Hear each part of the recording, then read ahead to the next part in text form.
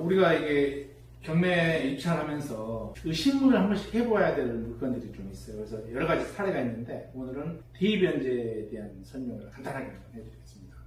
만약에 여러분들 그 입찰 물건 중에 예를 들면 1순위 근저당이 소액인 경우, 금액이 얼마 많지 않고 임차인이 2순위였다. 이런 경우에는 좀 유심히 봐야 됩니다. 그 임차인이 조그마한 개념, 경매에 대한 개념만 있으면 대입변제를 통해서 본인의 권리를 1순위로 올릴 수 있는 그런 방법이 있거든요. 그래서 우리가 그런 경우에는 어떻게 또 조치를 해야 되는 것인지, 어떤 우리가 손해를 보게 되는 그런 경우가 생겼을 때 우리가 어떻게 조치하는지 한번 알아보겠습니다. 자, 이번 사례에서 보면은 근저당권 2천만 원이 제 1순위로 되어 있죠. 그 다음에 임차인이 5월 1일 날 1억짜리. 근데 이제 확정일자는 8월 1일 날 받았어요. 4순위보다 더 늦어. 그런데 그래서 이제 이분은 3순위 되는 거예요. 돈 받은 우선 변제권이라고 했잖아요. 그죠? 그 확정일자는. 네. 근저당은 또 2억짜리가 6월 1일 날인데 얘가 1순위가 되는 겁니다. 우리가 입찰자 입장에서는 당연히 이게 이 근저당이 1순위다 보니까 이게 낙찰받고 소멸되고 임차인은 반드시 소멸되고 그 다음에 3번 근저당이 변제받고 끝난다 이렇게 단순하게 생각을 할 수 있습니다. 그런데 만약에 이 과정에서 이 임차인이 경매에 대한 메커니즘을 조금만 알면 자기가 구제받을 수 있는 방법이 있어요. 이분이 요 1순위 근저당을 변제해주는 거, 갚아주는 거죠. 변제해주게 되면은 이 순위 근저당이 소멸하고 본인이 1순위가 되는 거예요. 그럼 낙찰자 입장에서는 청천벽력이 아닐 수가 없죠. 요 1순위 임차인을 떠나야 돼요. 인수해야 되는 거예요. 그래서 우리가 이런 경우에는 어떻게 조치를 해야 될 것 같습니다. 조치하는 방법이 단계별로 다 있긴 있습니다. 이런 경우도 말고도 뭐 가등기에 의한 돈기가 된다든지 대입변제가 된다든지 아니면은 예측하지 못했던 1순위 임차인이 나타난다든지 이런 경우가 좀 있습니다. 그래서 뭐 여러분들 이런 경우 온다고 해서 뭐 너무 낙심할 필요는 없습니다. 다 각가지 방법들이 있기 때문에 먼저 이렇게 낙찰받고 매각기일 이후 그냥 결정기일 사이에 이렇게 나타나면 어떻게 해야 되나요? 매각 불허가 신청을 됩니다. 권리가 변동되면 뭐 법원에서도 연락은 옵니다. 이렇게 권리가 변동되는데 어떻게 하시겠습니까? 이렇게 오긴 오는데 이때는 우리가 매각 불허가 신청해서 이 1억을 떠나면 안 되잖아요. 그죠? 떠나면 엄청난 손해를 보기 때문에 그럴 때 조치를 하고 만일에 매각 결정 이후 그 대금 납부 전에 이게 되면 어떻게 돼요? 그때는 매각 허가 결정 취소를 합니다. 매각 허가 결정 취소 신청을 하면은 뭐 이런 거 어려운 거 아닙니다. 취소 신청서 있어요. 그래서 쓰고 정당은 걸리니까 이렇게 하면 되고 배당 다 우리가 대금을 납부하고 배당을 하기 전에 이걸 발견했다.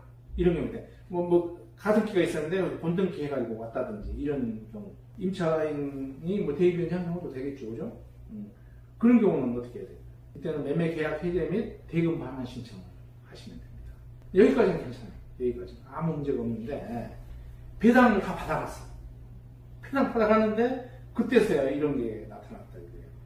이거 어떻게 돼요? 그 채권 돈 받아간 사람들한테 부당이득 반환 청구를 하면 됩니다. 근데 이게 개인 은행이면 상관없어요. 은행은 이런 데 대비해서 자금이 마련되어 있고 준비를 하고 있습니다. 그래서 신청을 하거나 부당이득 반환 수요가 오면은 바로 이게 반환 받을 수 있는데 만약에 이게 개인이다. 그런데 그 개인도 돈 받아가지고 사정이 안 좋아. 아니면 사정이 괜찮다 하더라도 돈을 잘 안 줘. 그러면 이거 받으려면 몇 년 걸릴 수도 있어요. 그래서 이런 실수를 하기 전에 여러분들은 배당 되기 전까지 바짝 긴장해서 권리 분석에 어떤 문제점은 없었는지 이런 것들을 꼼꼼하게 살펴볼 필요가 있습니다. 그러면 또 이런 경우도 있겠죠. 여러분들 그 낙찰받고 그 물건지 부동산에 집에 갔는데 그 집 주인이 성깔이 아주 까칠한 사람이야. 깡패야 깡패. 그런 분이 계셔가지고 집을 막 부숴놨어요. 화나가지고. 그럼 어떻게 돼? 이거 뭐 그 잘못했다고 이거 경매 취소해달라 이렇게 얘기를 해야 돼요? 아니에요. 더 좋아야 돼. 더 좋아야 돼. 왜냐면 감액 신청하면 돼요.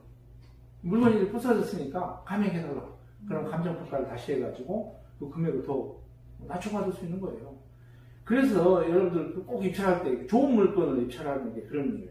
이 물건이 내가 욕심나면 그거 좀 부서진들 오히려 더 좋잖아요. 부서지면 또 금액을 더 낮춰주는데 어차피 나는 리모델링을 또 해야 되잖아요. 그런 걸 생각하면은 부서주는 게 더 고맙다 이렇게 또 생각할 정도로 그런 여유 있는 물건을 낙찰 받아라 이렇게 강조합니다. 그러면 대금 납부하고 나서 갔는데 또 집을 부숴놨어. 그럼 어떻게 해? 이럴 때는 잔금 반환 신청하면 됩니다. 돈 냈잖아요. 돈 낸 거 내달라. 이렇게 하면 돼요. 여기까지 또 괜찮아. 여기까지도. 근데 배당 다 받고 이분들이 다 이제 끝났어. 배당까지 다 받아갔어. 그 다음에 그때 발견했으면 어떻게 해요? 앞에서도 얘기했지만 엄청 곤란한 일이 많이 생겨요. 이런 경우에는 할 수 없이 이제 형사고소하고 손해배상 청구하면 됩니다. 근데 이분이 이제 부도나신 분이잖아요. 그래서 이럴 때는 좀 많이 곤란하게 되는데 그 전에 이런 일이 생기지 않도록 거주자하고 그러니까 채무자죠. 채무자하고 잘 협조해서 무엇이든지 완만하게 마무리하면 별 큰 무리는 없다고 생각합니다. 물론 이런 경우가 흔하지는 않습니다. 특별한 경우인데 일종의 하나의 절차이기 때문에 여러분들한테 한번 강조해 드렸습니다. 구독과 좋아요를 꼭 눌러주세요.